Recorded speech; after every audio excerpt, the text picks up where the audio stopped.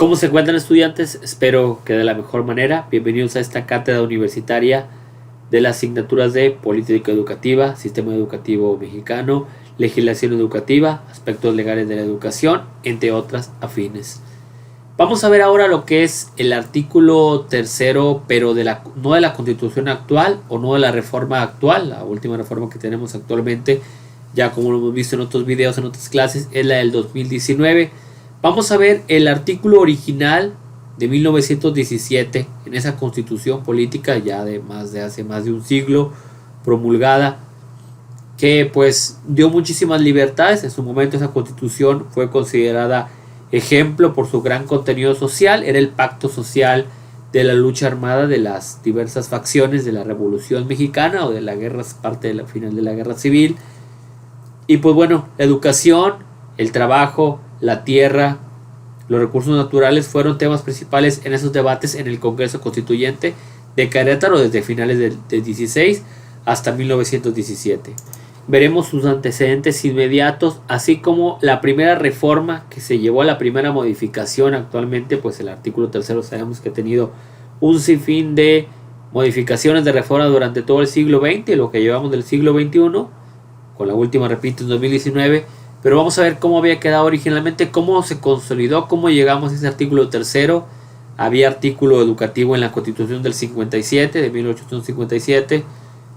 Había algunas leyes de instrucción pública. ¿Qué antecedentes hay? Los invito a que lo vean en este video.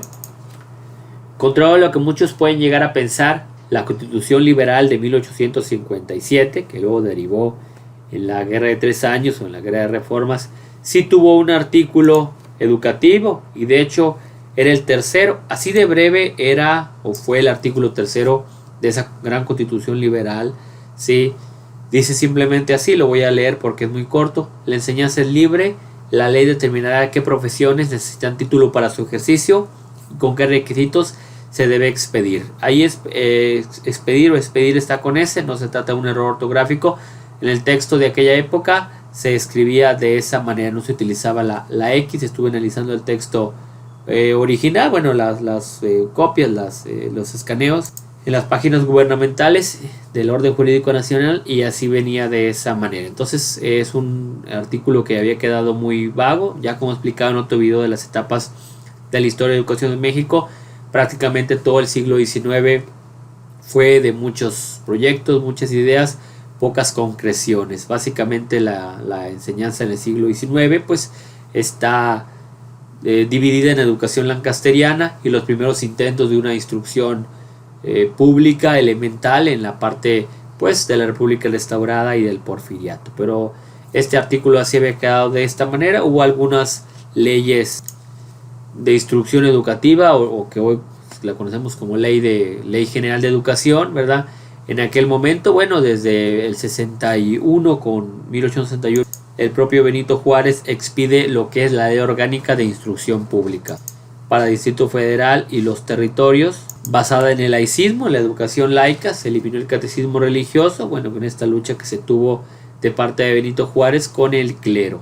En el 67 estuvo la Ley Orgánica de la Instrucción Pública también, y la ley reglamentaria de esta propia Ley Orgánica de Instrucción Pública en 1869. Hubo muchísimas leyes, de allí llegamos hasta 1888 en pleno porfiriato, ¿verdad? Con la Ley de Instrucción Pública Elemental, con la educación elemental obligatoria en 1888, reformándose el plan de estudios. Hay que recordar que en todo el porfiriato y desde antes de 1904, no existía una dependencia, una secretaría exclusiva para la instrucción o para la educación.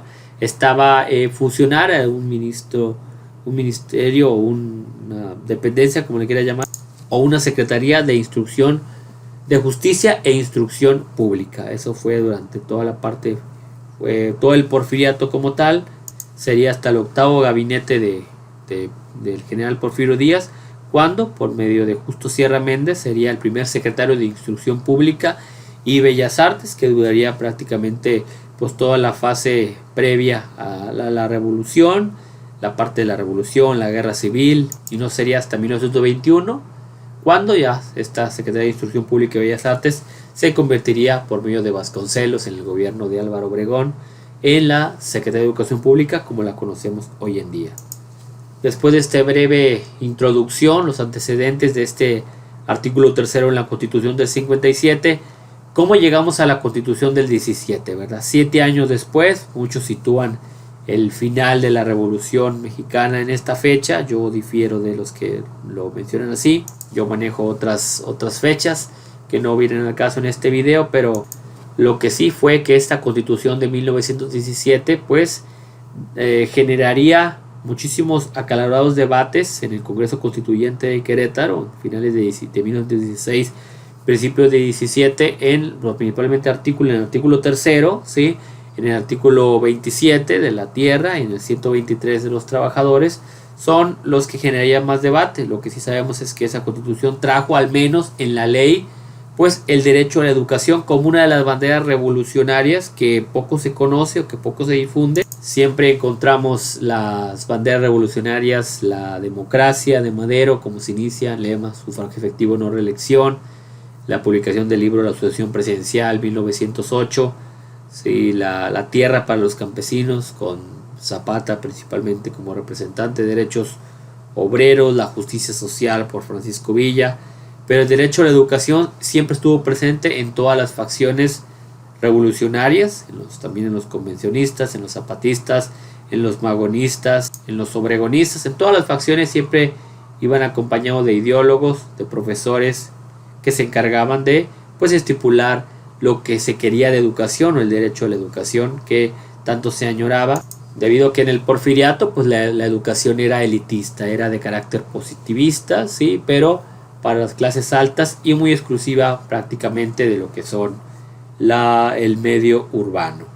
¿Cómo llegamos a la Constitución 17? Bueno, pues sabemos el 20 de noviembre, recordado como el inicio del movimiento revolucionario, el llamado a levantarse en armas contra Porfirio Díaz de parte de Francisco I. Madero, pactado en el Plan de San Luis, fechado el 5 de octubre de 1910, y que esa fecha venía ahí de manera simbólica, inclusive se manejaba una hora, el domingo 20 de noviembre a las 6 de la tarde. Conocemos ya todo el desenlace de la revolución, no es el caso aquí explicarlo a fondo, pero sí tuvo que ver para la consolidación de la educación pública en México y de ese artículo 3 constitucional que, como dijimos hace un momento, ¿verdad? Esa constitución tuvo gran contenido social, incluyendo el tema de la educación, por eso fue considerada una de las más completas, más avanzadas de la época, firmada por Venustiano Carranza, todavía como primer jefe del ejército constitucionalista y encargado del poder ejecutivo de la nación.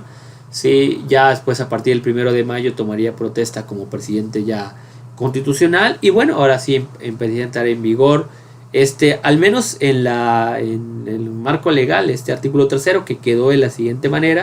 Así de simple quedó, en estos no más de 10 renglones. Nos dice, lo voy a leer textualmente como quedó el artículo originalmente en 1917: la enseñanza es libre, pero será laica la que se dé en los establecimientos oficiales de educación, lo mismo que la enseñanza primaria, elemental y superior que se imparta en los establecimientos particulares. Ninguna corporación religiosa ni ministro de algún culto podrá establecer escuela de instrucción primaria. Las escuelas primarias particulares solo podrán establecerse sujetándose a la vigilancia oficial. En los establecimientos oficiales se impartirá gratuitamente la enseñanza primaria o la enseñanza elemental de aquella época.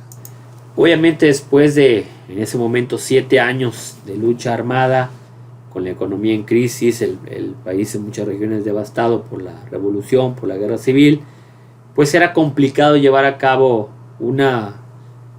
y aplicar realmente el artículo 3 constitucional, ¿verdad? Es algo que siempre les explico a mis estudiantes. Era complicado por el caos económico, social, político que se vivía en aquella época. Y bueno, lo que hace Venustiano Carranza, de hecho, lo que hace Carranza es darle la responsabilidad de la instrucción de las escuelas a los municipios del país y al Distrito Federal, algo que obviamente ocasionó mucho caos, ¿verdad? Al estar evitando estar centralizada la educación, generó mucho caos, y algo que realizó también inclusive desde antes de tener el poder de manera constitucional, ya desde enero de 1917, específicamente el 15 de enero de 1917, desaparece la Secretaría, ¿sí? Elimina la Secretaría de Instrucción Pública y Bellas Artes, y teniendo a Juan León como su último secretario de Instrucción Pública y Bellas Artes. No sería hasta el 2 de octubre de 1921 cuando se restablecería la Secretaría de Educación Pública, la SEP, con ese importante proyecto de nación que tendría el gobierno de Álvaro Obregón, el propio José Vasconcelos. Bueno, aquí les comparto donde saco toda esta información. Una de mis fuentes principales es este libro de Historia de Educación en México del profesor José Manuel Villalpando Nava. Este libro que es prácticamente imposible de conseguir, no está disponible ni en Amazon ni en Mercado Libre, prácticamente ninguna librería. Sí, afortunadamente, inclusive tampoco está para que lo descargues en PDF. Este libro, hago aquí el paréntesis, ¿verdad? Como nota adicional, ¿verdad? Yo lo encontré afortunadamente en una librería, inclusive es usado en una librería de libros usados en la ciudad de Guadalajara, en el pasado verano 2023, que tuve la oportunidad de viajar allá de vacaciones. Lo encontré y inmediatamente lo compré. Ya lo había andado buscando en muchísimas tiendas virtuales, librerías físicas, prácticamente todo un año, pero afortunadamente lo encontré y me ha servido mucho para mis clases, mis cátedras y los videos aquí también. Hay que recordar también de que pues a la par del gobierno del ejército constitucionalista de Carranza existía también el gobierno de la Convención de Aguascalientes, que tuvo 3 presidentes: Eulalio Gutiérrez, que fue el primero, después Roque González Garza y Francisco Lago Cházaro. ¿Sí? Durante estos 3 gobiernos que estuvieron a la par del de Carranza, pues aquí se manejó la Secretaría de Instrucción Pública también, teniendo pues en cada uno de estos gobiernos de la convención a diferentes personajes. Inclusive el propio Vasconcelos estuvo en la Secretaría de Instrucción Pública durante el mandato muy breve de Eulalio Gutiérrez, pero ya desde ahí pues preparaba el escenario para posteriormente concretar la inmensa obra educativa que tuvo en 1921. El propio Carranza envió una iniciativa al Congreso en 1918 para hacer algunas modificaciones al artículo 3. No las vamos a mencionar aquí porque esa ley no fue aprobada, o cuando ya iba a ser aprobada pues surge la revuelta, la rebelión de Agua Prieta, que terminaría con el propio Venustiano Carranza asesinado en Tlaxcalantongo, Puebla, y que pues daría paso a la era de los sonorenses en el poder, con Adolfo de la Huerta, luego con Álvaro Obregón y finalmente con Plutarco Elías Calles. Y ahí volvería otra vez Vasconcelos, ¿verdad? En 1920, primero como rector de la Universidad Nacional, ¿verdad? Acuñando el lema "por mi raza hablará el espíritu", ¿sí? Y después verán ese gobierno por revolucionario teniendo esa importante labor educativa en la creación de la SEP, con el principal objetivo de alfabetizar a toda la población. No se hicieron modificaciones, ¿verdad? Luego vendría también el gobierno de Plutarco Elías Calles del 24 al 28, con una educación más enfocada a lo técnico, ¿sí? Las centrales agrícolas, una educación para el trabajo, ¿sí? No habría modificaciones, de hecho, reformas al artículo, ¿verdad? El maximato, ¿verdad? Después del asesinato de Álvaro Obregón en 1928 viene el gobierno provisional de Portes Gil, o la elección de 1929 extraordinaria, con Pascual Ortiz Rubio como candidato del PNR, recién creado PNR, con Vasconcelos, el partido antireeleccionista. Gana la elección Pascual Ortiz Rubio, renuncia y luego llega el general Aladora Rodríguez, ¿sí? Para después, aquí también se suscita el conflicto de la rebelión cristera, la guerra cristera, en este marco también de la cuestión del artículo 130, el artículo 3, donde claramente el gobierno marcaba diferencia y aparte también de cierto modo atentaba contra la libertad, contra el culto religioso. Ocasionó esta guerra principalmente en el centro del país. Esa separación de la iglesia y del Estado, el gobierno y la religión, que ya venía obviamente desde Juárez, pero que Calles radicalizó mucho, generando este conflicto. Una ley reglamentaria del artículo 130 pues ocasionó este conflicto, que no está de más mencionarlo, en el marco de las reformas, de la primera reforma educativa y el inicio de la constitución del artículo 3.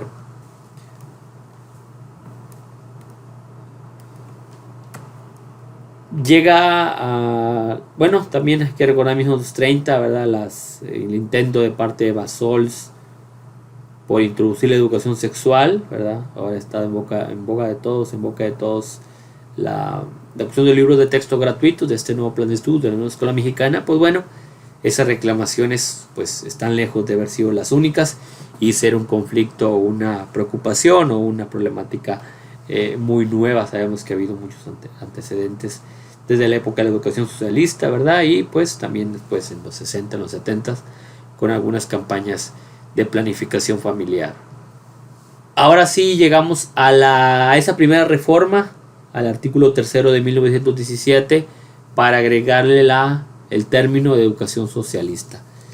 Cabe señalar, bueno, aquí todos conocemos que se trata, ¿verdad? ¿Quién es? Es el general Lázaro Cárdenas del Río. Sí. Aquí lo tenemos también en imágenes ya más personalizadas, más para niños, por así decirlo. Con todo lo que Cárdenas nos trae a la mente, la explotación petrolera, las centrales obreras, las centrales campesinas, el reparto de tierras, ¿verdad? Pero bueno, en él se da ese impulso a la educación, ¿verdad? Socialista, al reparto agrario, a los derechos de los trabajadores. Se crea, por ejemplo, en el 36 la CTM, la Confederación de Trabajadores de México. Pero realmente, ¿cuál fue el cambio que tuvo la Constitución, o el artículo 3 en este caso? Ahora sí estamos hablando de ya amplias modificaciones y ampliaciones a ese artículo 3, esta reforma que se da en el marco de la Convención Nacional del Partido Nacional Revolucionario, ¿verdad? Se publica esta ley, esta modificación, el 12 de diciembre de 1934, donde principalmente nos dice que la educación será socialista. Aquí es muy importante aclarar, ¿verdad?, que nunca se determinó, nunca se especificó, nunca quedó realmente muy claro entre docentes, entre el gobierno, entre padres de familia, entre la iglesia, entre la sociedad en general. Nunca quedó claro qué era la educación socialista, ¿verdad? Para muchos era una cosa, para otros era otra completamente diferente, ¿verdad? Para la iglesia atentaba mucho a sus tradiciones, etc. Entonces, realmente nunca se especificó y eso genera también mucha ambigüedad, ¿sí? Pero nos dice que además debe excluir toda doctrina religiosa, combatir el fanatismo, prejuicios, organización de enseñanza y actividades en forma que permita crear a la juventud un concepto racional, ¿verdad?, y no metafísico del universo y de la vida social, ¿verdad? También nos menciona que sobre el Estado, Federación, municipios impartirá educación primaria, secundaria y normal, ¿verdad? Los particulares, pues está hablando de que pueden impartir la educación, bueno, en este caso la preparatoria y la universidad. Podrán concederse autorizaciones particulares que deseen impartir en cualquiera de los anteriores de acuerdo a las siguientes normas que se mencionaban, ¿verdad? Como las actividades de enseñanza deben de estar ligadas al artículo 3, ¿verdad? Que las personas tengan suficiente preparación profesional, una moral adecuada, ¿sí? Cooperación religiosa, ministros de culto, sociedades de acciones de esas actividades y relación ligadas directamente con la propaganda de un credo religioso. No podrá intervenir en alguna escuela primaria, secundaria o ya las normales como formadoras de los futuros docentes ni apoyarlas económicamente. Ya venían más capítulos, más párrafos. La formación para el estudio le corresponde al Estado. No podrá fundar planes particulares sin haber tenido plenamente la autorización o el REBOE como tal. El Estado podrá revocar ese REBOE en cualquier momento. Contra la revocación no procederá ningún recurso, juicio, amparo, etc. Estas medidas no van a regir la educación de cualquier tipo o grado que impartan a obreros y campesinos en las escuelas técnicas, sobre todo. La educación primaria será obligatoria y el Estado la impartirá gratuitamente. Fue algo también que se agregó claramente con respecto al artículo de 1917. En ese momento, ¿verdad?, ya existía un poquito más de estabilidad política, económica. De hecho, con Lázaro Cárdenas nace el presidencialismo mexicano, el nacionalismo revolucionario, que ese sistema pues alcanzaría su cima en los 60, 50, 60, lo que era el apogeo del sistema, como le llama Enrique Krause. Y para empezarse a debilitar ya desde el movimiento del 68 con la matanza de estudiantes, que hace algunas semanas celebramos el 55 aniversario, y que para muchos termina pues en 1988, en el 86, ¿verdad? Después de algunos acontecimientos que hubo en los 80s, como las crisis económicas, el temblor del 85, los fraudes electorales y sobre todo la entrada al modelo neoliberal de la economía. De hecho, pues esa educación socialista genera, o en ese marco se hace el Instituto Politécnico Nacional. De fondo, lo que muchos expertos argumentan es que Cárdenas preparaba al país para el inminente proceso de industrialización que traería pues una de las causas también de la Segunda Guerra Mundial, que ya en los 40 pues a finales de los 30 ya afectaba a Europa. De hecho, se tuvo que crear el Instituto de Orientación Socialista, dirigido por Manuel R. Palacios, que aquí vemos en pantalla, en 1935, pues para aclarar estas dudas. Muchos expertos argumentan que este instituto pues al final terminó generando todavía más dudas sobre lo que era la educación socialista. Pero bueno, ese fue el primer intento, la primera reforma educativa al artículo 3 de 1917. Vendrían otras, ¿verdad? Ya en el 46 con Alemán, para agregarle carácter nacionalista, quitarle la cuestión socialista, ¿verdad? Y vendrían muchas más reformas que en otros videos vamos a estar también mencionando en estas clases sobre legislación, sobre la historia de la educación en México, sobre la historia, el marco legal jurídico histórico de la educación pública en nuestro país.